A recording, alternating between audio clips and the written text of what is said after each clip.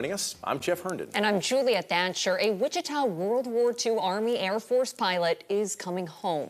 His remains were found after being trapped in the Pacific Ocean for nearly 80 years. Yeah, KSN's Derek Lytle has details of the recovery effort and reaction from the pilot's grandson. Derek? Yeah, Jeff, Julia, Project Recover's crew was about to give up hope when this video here captures the first moments the crew lays eyes on that plane. It was cheers of joy as they knew they could finally bring some of those families closure. And one of those veterans is now going to have a proper funeral. Wichita's own U.S. Army Air Force's First Lieutenant Herbert G. Tennyson.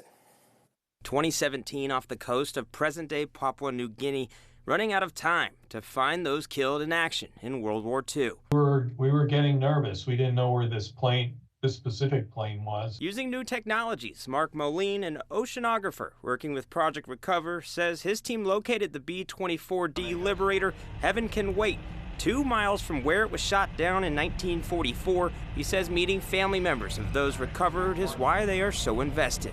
And the human connection that you get when you're talking to loved ones that you've found that have been gone for 80 years. There's nothing like it. After marrying the love of his life in Wichita, Herbert G. Tennyson was assigned to the 320th Bombardment Squadron, 90th Bombardment Group, 5th Air Force, and deployed in present-day Papua New Guinea. He was 24 at the time of the plane crash. His grandson, Scott Jefferson, is overwhelmed. For my family, having my grandfather come home was really the impossible dream. Tennyson's wife held out hope they would find him until her passing in 2017, the same year he was found. It's a love his grandson plans on honoring. And the fact that I get to finally lay him to rest next to his beautiful wife who never stopped believing he'd come home.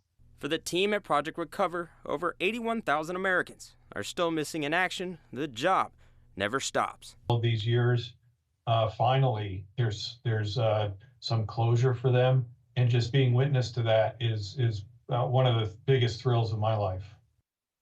Now, Scott tells me he has squared away a date in late June at the Old Mission Cemetery to make his first ever trip to Wichita to bury his grandfather next to his grandfather's wife.